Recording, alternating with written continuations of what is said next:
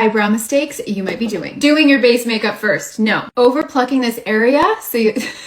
Sorry, over plucking that area is not gonna work. Beginning your brow too far down, filling in the entire eyebrow with too dark of color and too big of brush. It's unnatural and too harsh. Instead, we want to use a brow gel. Pick up the product, brush the brow hairs upwards and outwards.